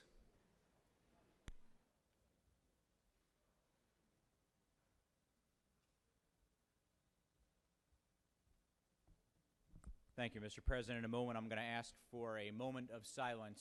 Earlier this week, we lost a Georgia State trooper who, in his own personal car, lost his life in an accident. Trooper Tyler Parker was only 24 years old. His 3-year-old daughter was with him in the car, and she is currently in critical condition.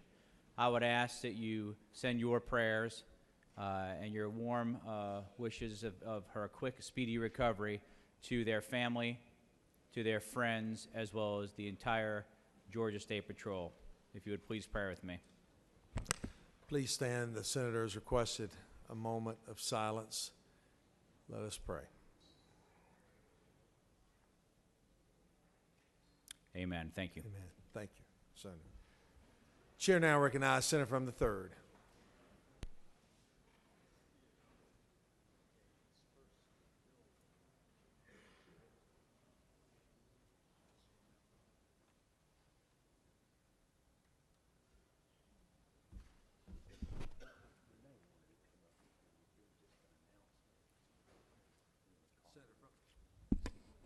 Senator from the 45th, if you'll approach.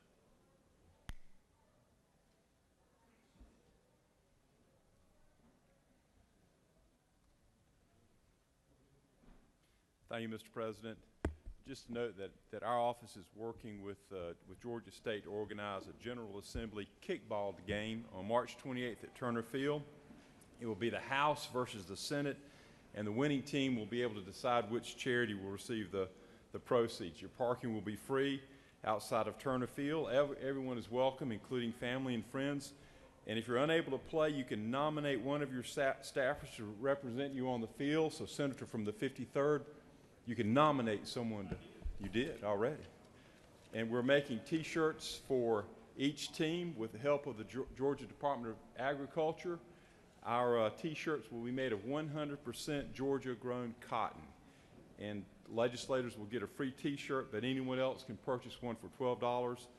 Please send your size to the email address at the bottom of the flyer that's on your desk. The field will open at 5 and kickoff is at 5:30 p.m.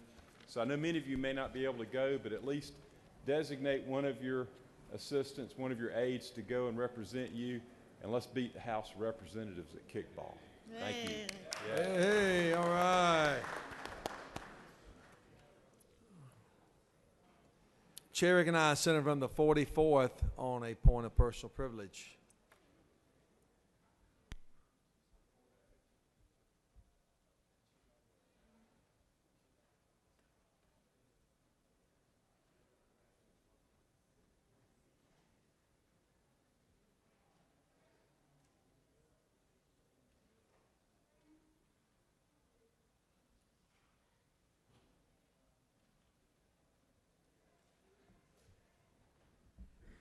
Thank you very much, Mr. President. Colleagues, many of you may have known, or some of you may have known, that I was diagnosed with breast cancer in the fall, and I have been taking chemotherapy treatments during this session. But I just rise today to thank all of you for your words of encouragement, and especially your prayers and your cards. I am truly thankful. Thank the minority leader and my entire caucus, the chair, and the whip, all of them for helping me through this session, and for all the women helping me. I'm blessed to be sitting between the nurse, the senator from the 45th, and a minister, the senator from the 43rd. And they keep me straight and check on me all day. I've been leaning on the senators from the 10th and the 2nd, 26th, and also my office mate, the senator from the 15th. They've been so supportive. And then last week when I was walking across the street, could barely walk when I got out of the car, Senator Kennedy, I forgot his number, basically had to help me across the street and into the building. And I'm so thankful the chairmans, when I was going to that committee to present bills, saw how weak I was and said to come on in and they would take me first. That senator from the 21st, and I thank the senator from the 53rd, I think. And I think I about worried the chairman from the 4th, the appropriations chairman, probably worried him all year, because, you know, my concern now is about health care for everybody and about stamping out poverty, money in the budget for food pantries and health care. You know, I believe in Medicaid expansion. Everybody that's sick, I just think that they need to have some health care. I've changed my mind on a lot of things about marijuana, but I always believe that those persons who need some pain relief, if medical marijuana can help them, I'm for that. But I'm just here today to thank you so much for your support this year, your words of encouragement, and especially for your prayers. And the Lieutenant Governor has given me a little leeway all the time, and I'm appreciative. Thank you very much. Thank you, Senator. Appreciate you so much.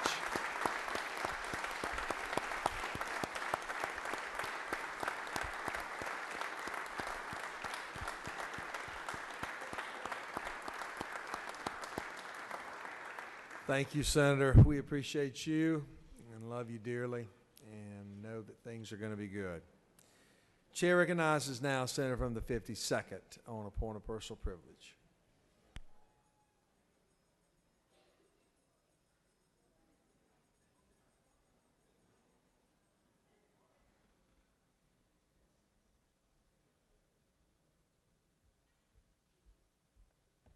Thank you, Mr. President. We do have from Rome, Georgia, Armurchie High School, the state champions in cheerleading here from Armurchie High School. I did want to recognize them here today. I believe they're up in the gallery. If you would stand up for us and let us all recognize you. Thank you, Mr. President.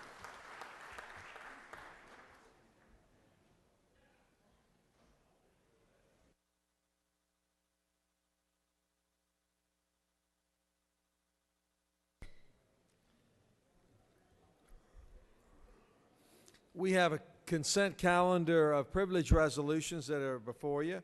Is there objection?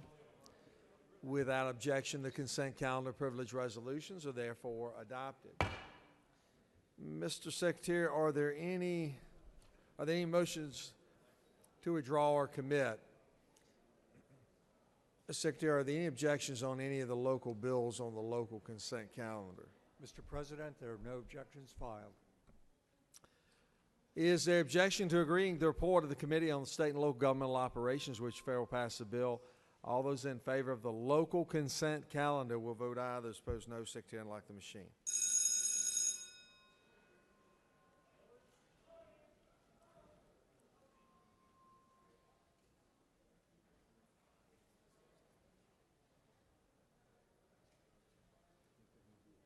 Chair recognizes Senator from. Okay.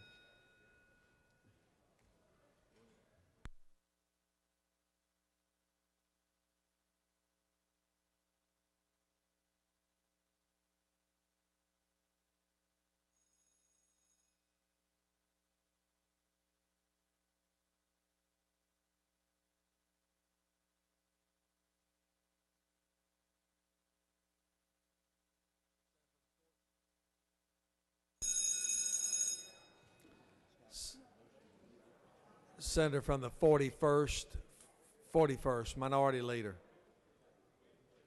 Minority Leader.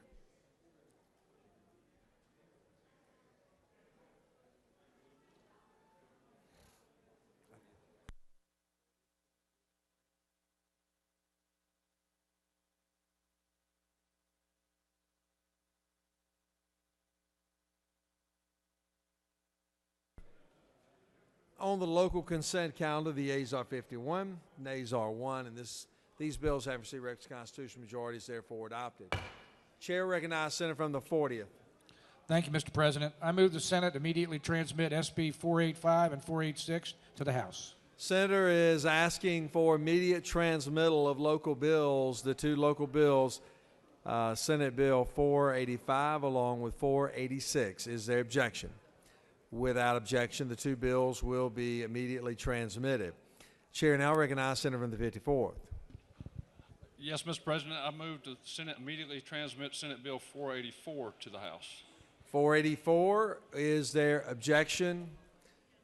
Without objection, the local bill will be immediately transmitted to the House of Representatives. Chair now recognizes the distinguished Majority Leader, the Senator from the 46. Thank you, Mr. President. I ask that House Bill 843 and House Bill 886 be engrossed. They're both tax matters. Tax bills being requested for engrossment by the Senator from the 46 is House Bill 843 along with House Bill 886 on the calendar today. Is there objection? There is objection on the two bills. All those in favor of the engrossment of House Bill 843 along with House Bill 886, rise, stand, and be counted. If you are in favor of engrossment on the two tax bills, rise, stand, and be counted.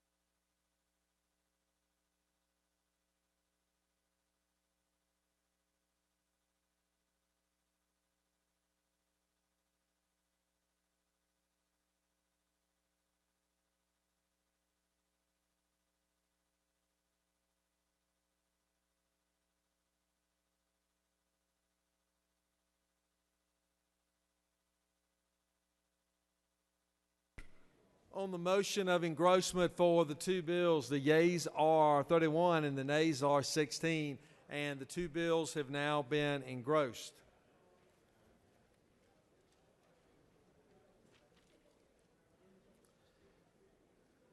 Moving on to the general calendar now. Secretary will read House Bill 149. 149.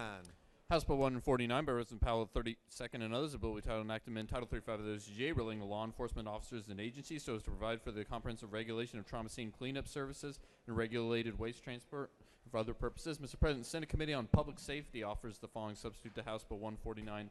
A bill will be titled and acted in Title 35 of the OCGA relating to law enforcement officers and agencies so as to provide for the comprehensive regulation of trauma scene cleanup services, to provide for definitions, to provide for registration requirements, to provide for qualifications, to provide for penalties for violations, to provide for emergencies, to provide for rules and regulations, to provide for exemptions, to amend Title 25, Title 8, Chapter 1 of Title 10, Title 16, Article 9 of Chapter 3 of Title 35, Code Section 35.810, Chapter 25 of Title 43, Title 45, Article 1 of Chapter 13 of Title 50 of the OCGA relating to fire protection and safety, buildings and housing, selling and other trade practices, crimes and offenses, the Georgia Information Sharing and Analysis Center, applicability and effective peace officer certification requirements, generally requirements as to exempt persons, operators of motor vehicle racetracks, public officers and employees, and general provisions regarding administrative procedure, respectively, so as to enact the Consolidation of Fire Safety Services in Georgia Act, to establish the Department of Fire Safety, to establish the position of Commissioner of Fire Safety, to establish, and for other purposes. Mr. President, that concludes the order.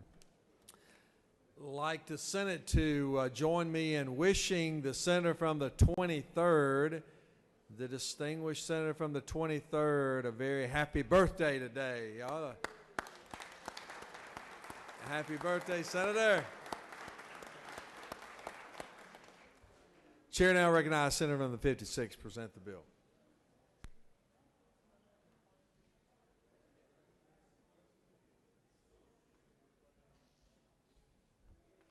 Thank you, Mr. President. House Bill 149 has two distinct parts to the bill. The first bill working to assure that someone who does trauma scene waste cleanup is a reputable firm and has followed basic guidelines we use for other organizations, and that will be overseen by the GBI. And then the second part of the bill is something we've already passed out of this Senate, which is the Office of the Fire Commissioner. On your desk, you'll see that there are letters from the Firefighters Association, the Fire Chiefs Association. This does not expand government. It simply shifts some resources. Ultimately, it will save time and money, and most importantly, have a more single point for our citizens and our fire service to come together. If there are no questions, I will yield the will.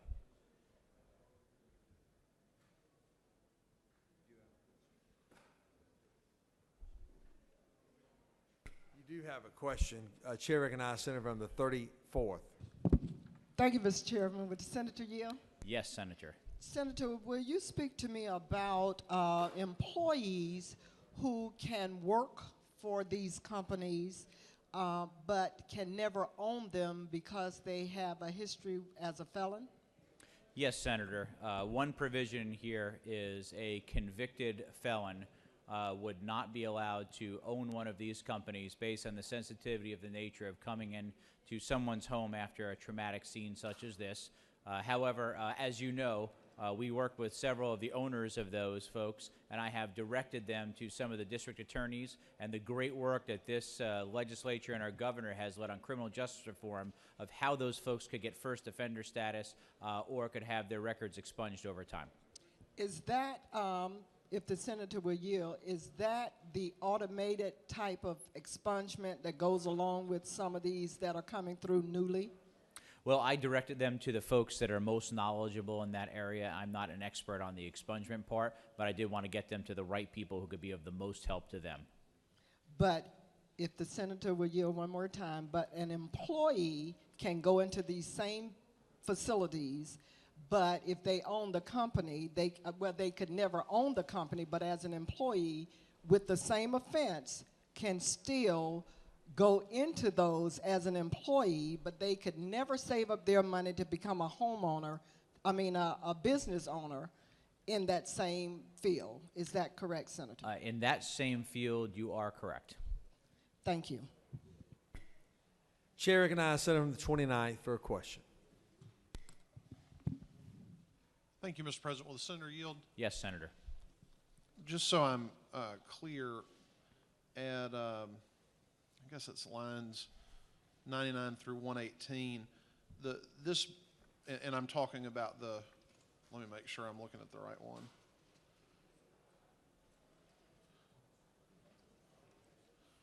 I'm sorry, I'm looking at, well, let me just ask it this way. Does the substitute, as compared to the underlying House bill, does it require that a trauma scene waste management practitioner, if they're registered, or are they required to be registered in order to do that business? They are required to be registered to do that business. However, we did put provisions in there should someone's neighbor or church group or somebody want to do that at no cost, they would still be able to do that. But if I could ask one additional question. Certainly. If a county or another law enforcement agency at the local level has an existing arrangement with one of these businesses, under this bill, unless they become registered, they would have to cease doing business with that county or other law enforcement agency. They would then register, yes, and we reduced that to a $100 fee to do that as well. Thank you. Thank you. Chair recognizes Senator from the 26th for a question. Senator Yield. Yes, Senator. Senator, in this bill, you're saying if you're a convicted felon, you might have been out of prison 10 or 11 years, but if you're a convicted felon, you cannot go and get a license to be in this particular business, right? That is correct. Senator, isn't it true that right now, through the U.S. Department of Labor, when a person is a convicted felon, and especially when you're talking about going into other things where money might be held, that the Department of Labor has a program that convicted felon can be bonded in order to do the work? I'm sure you know with what you speak, Senator. So why is it that under this, if you've been out, no trouble, you've got all your rights back, you can vote, you can do it, you're not on probation, not on any paper, but because of the crime you committed, and this is nothing but cleaning up a dead scene, that's all it is. I mean, that's exactly what this is cleaning up a scene where there has been a murder or something or a big accident where people have died. So why would you, is it in statute now that if you're a convicted felon, you can't own one of these?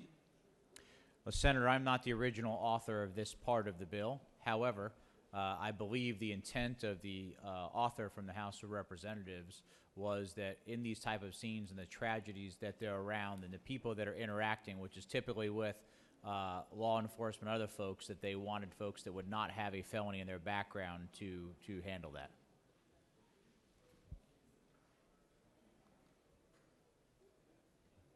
Chair recognizes Senator from the 45th. Mr. Chairman, would you please yield? Be my pleasure. Is it not true that there's only a very few companies in the state that actually perform these duties? That is correct. It's very small. And would you further yield? I will yield. Is it a concern that if you put so many restrictions on it that you may be eliminating people that do it, companies that do it, and potentially could put them out of business? Thank you, Madam Chair. We actually worked with those groups, and they gave us a lot of feedback during the committee work, and we made almost all of their suggested changes in this bill to address your very specific question and concern.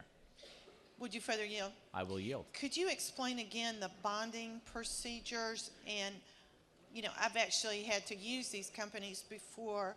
Does the customer ask, or who registers, and how do they register for their bonds? And can you explain that process? Certainly, and it's important to note that when those companies who do this came to us and asked the committee to make changes.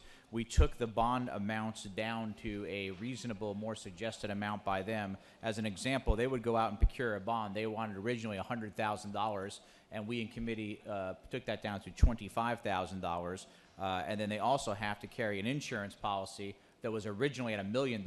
We took it down to $100,000 to assure that small business owner would be able to get into that business, but also to be more applicable to the type of work that they do. So I appreciate your questions, and we were very interested to assure that we were helping out those that are existing. But we also didn't want to prevent a new one from coming into place. We just wanted to make sure that they were then protecting those they would be serving as well.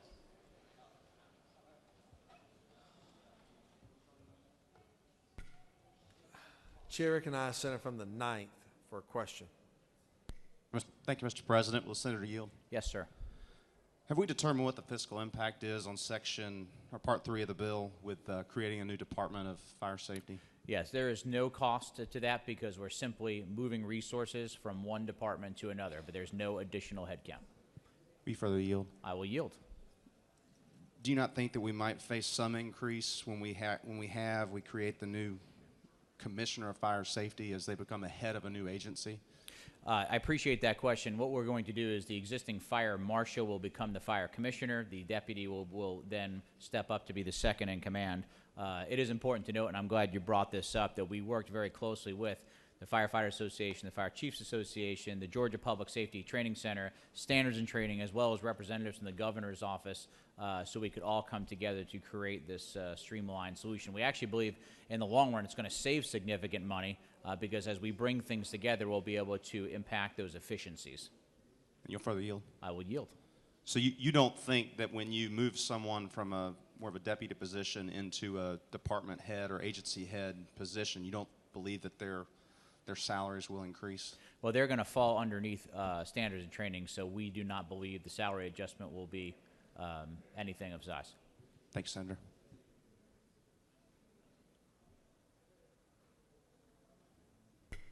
Chair recognizes the minority leader, the senator from the 41st.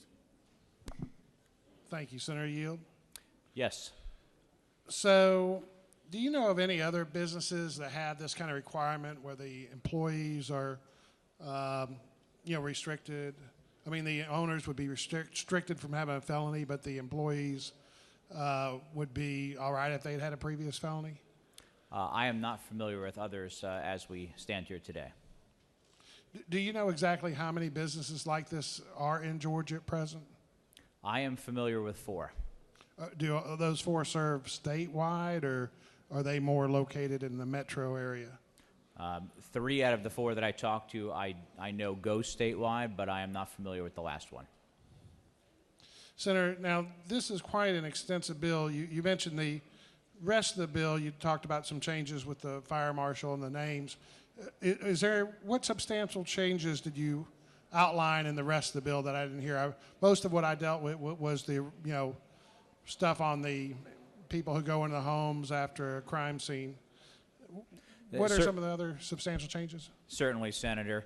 This is the very similar language that we had passed earlier this legislative session, which was Senate Bill 319, which was to help consolidate the fire services in the state. Today, you have to go to 3 areas, and we're taking the fire marshal's office today, which resides under the Department of Insurance, and moving it under standards and training in order to best bring together the fire service, in order to leverage the skills, in order to provide better service to our communities, in order to communicate better. It's something that's been driven by the fire service. This was part of their the plan they put in place in 2013 and been worked on for many years. Thank you. And did this all get worked up over the summer? Did you have a committee separately working on this, or just the fire service has been working on it for over 5 years now, and the bill was actually originally put into place back in 2011 by the senator from the 53rd, who's been a great help on this, myself and others. However, it had stalled back then, and now it is the proper time to do that. Thank you, Senator. Remind me what committee this came? Public Safety? It came from Public Safety. That's correct.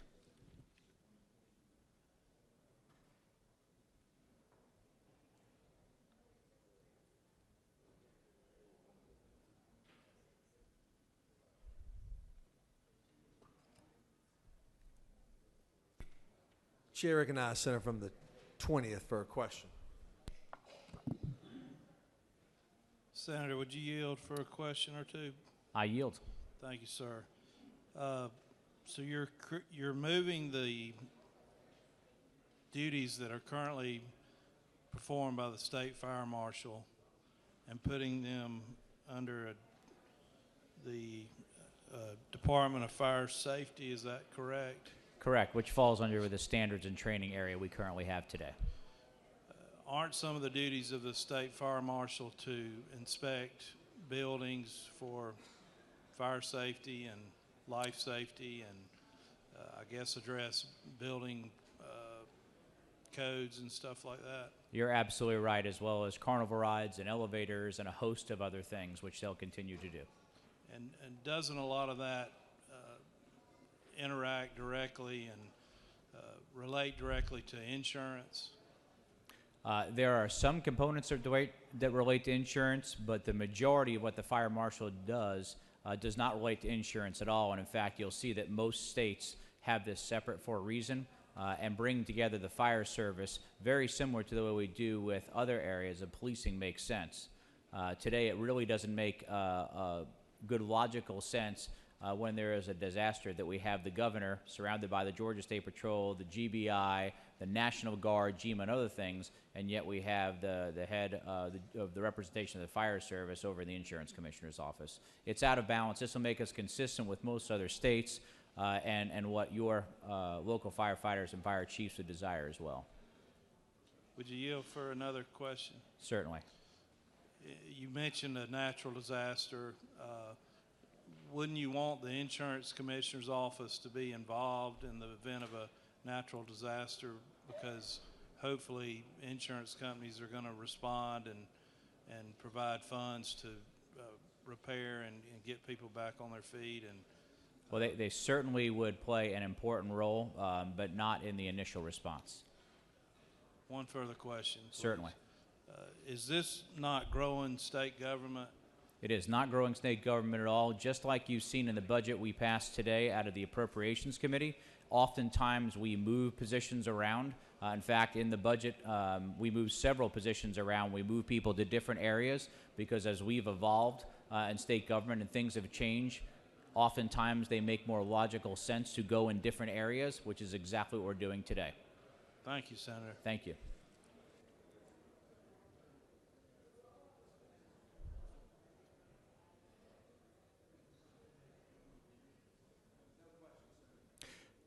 Thank you, Mr. President. I would just ask your favorable consideration. This is an important bill. It's going to protect people in their worst time of need during a traumatic situation. And last but not least, if you hopefully will talk to your fire chiefs and your firefighters all over the state, we have unanimous support in order to pass this bill, and I know we all want to support them back home. Thank you. I yield the will. Chair recognizes Senator from the 34th to speak to her amendment, amendment number 1.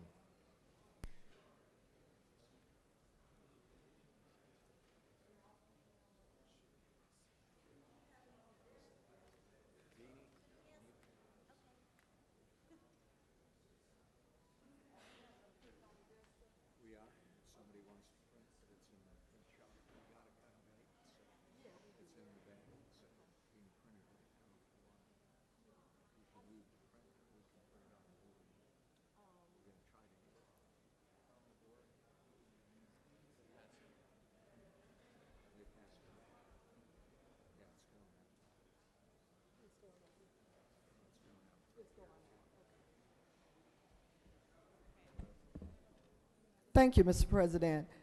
I know we are just getting this copy because it's a late amendment, but my original question back to the presenter, the senator from the 56, I want to thank him first because many in the industry, well, the few that I've met in the industry did come to public safety on many occasions regarding this bill, and the committee did work with them on trying to, get it where everybody could be in agreement.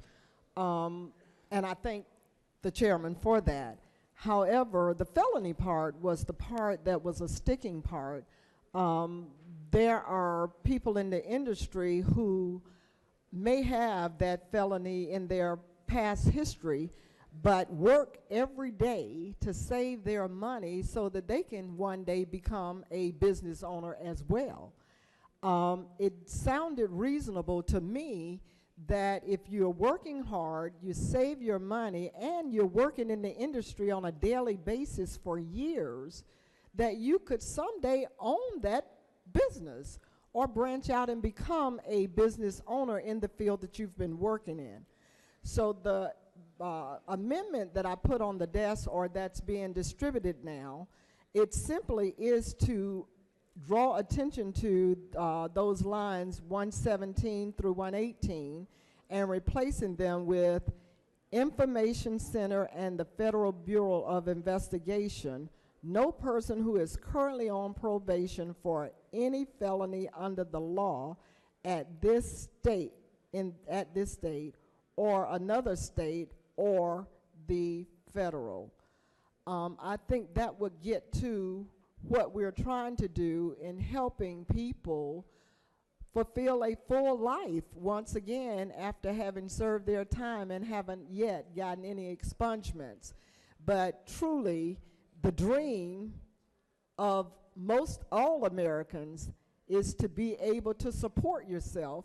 And if you're working on a job every day, supporting yourself, and you save enough to go into business for yourself, I would love to see that opportunity available for everybody.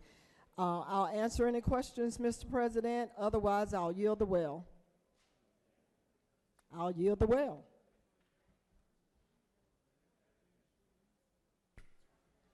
Senators yielded. We are ready to vote.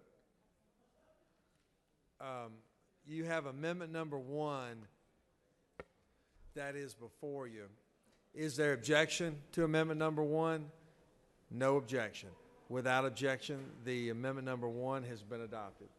Does any other, or excuse me, now the question is on the adoption of the committee substitute as amended. Is there objection? Without objection, committee substitute as amended is adopted. Does any other senator wish to speak for or against the bill? Is there objection? Agreed. Report of committee which fail pass the bill. Chairs none. Report of committee is agreed to. Shall the main question be now put? Are there any objections? Chairs none. Main question is ordered. Shall this bill now pass? Questions on the pass of the bill. All those in favor of the bill will vote aye. Those opposed no. Secretary will unlock the machine. Chair recognizes Senator from the 53rd. What purpose you rise? Just a parliamentary inquiry. State your inquiry. Isn't it true that Rules Committee members should go ahead and get something to eat before we break?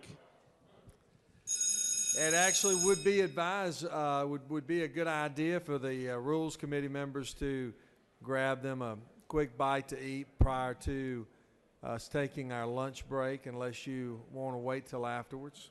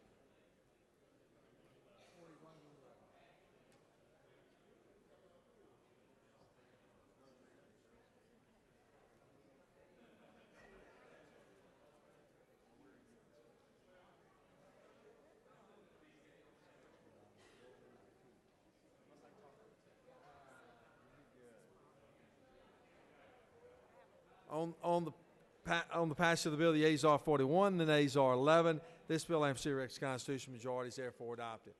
We will stand at ease for an hour.